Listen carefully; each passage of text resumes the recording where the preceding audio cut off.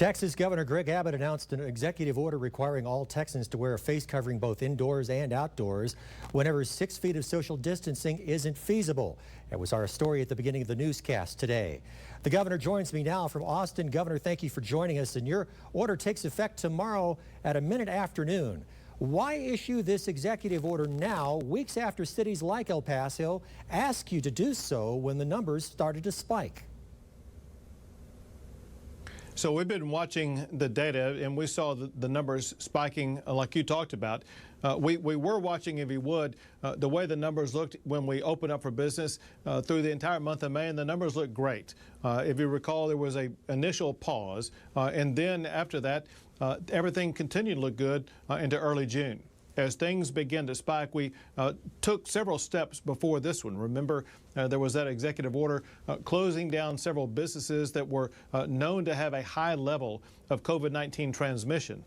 This one was a very consequential decision because this is something that applies across the entire state of Texas. And now that I have seen the level of spread across the state, and your viewers need to know, we keep hitting record high after record high every single day, around 8,000 people a day testing positive, record highs in hospitalizations, record highs in positivity rates. That meant it was time to take action. Importantly, if people follow this rule, if people do wear these face masks, it will ensure we are able to keep businesses open while also reducing the spread of COVID-19. Would you say, Governor, that this is another step backwards? I would say it is fulfilling exactly what I said when I began to open up. I said that we would continue to follow the data and listen to the advice of medical doctors about the best steps to take. And everyone knew, whether it be in Texas or other states or other countries, that as you open up during the course of a pandemic without any medical treatment to deal with it, there will be increases in the number of people who are contracting it. The same is true in certain Asian countries right now. The same is true ranging from California to the East Coast. What we need to do as we open up, however, is to make sure that we are containing it adequately. And what I learned from the data and the doctors is that the best strategy that will help us avoid the thing we want to avoid the most, and that is shutting Texas back down. So the best thing we can do, aside from shutting it back down, is to require that everybody wear a face mask to reduce the transmission of COVID-19.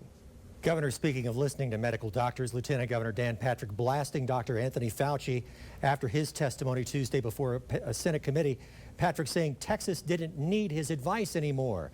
Is it difficult for you as governor to have your lieutenant governor defeating your message? Well, so understand this, and that is the governors across the United States, we have these weekly conference calls with the White House coronavirus team, and the doctor that we deal with is Dr. Birx. That's spelled B-I-R-X.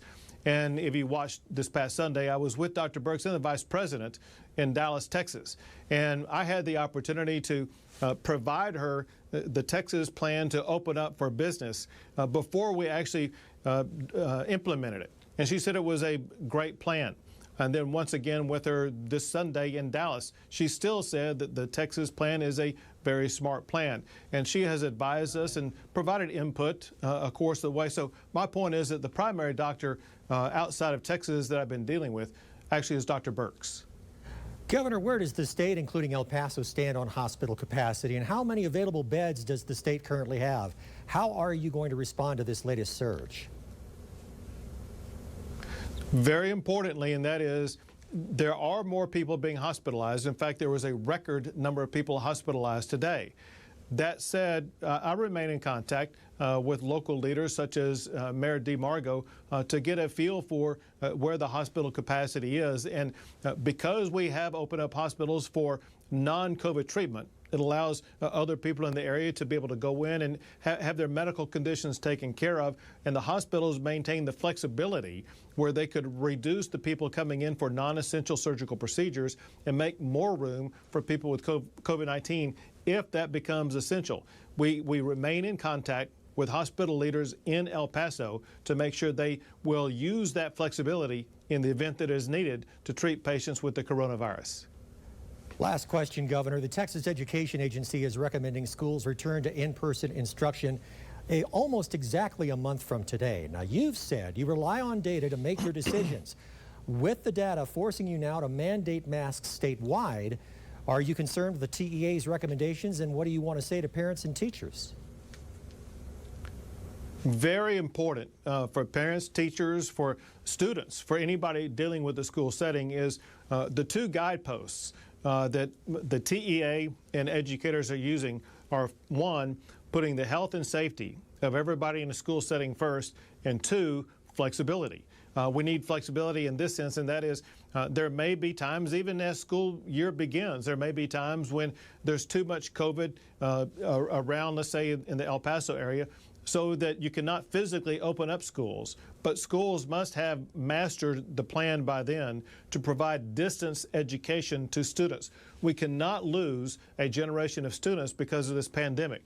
Educators, they tried it out for several months before this last school year ended. They've had the opportunity to work on this program. There's been additional funding for programs like this to ensure they will be able to educate students, whether they are in a classroom or whether it's through this distance learning process. But either way, we must educate our students. Texas Governor Greg Abbott, thank you very much for joining us this afternoon.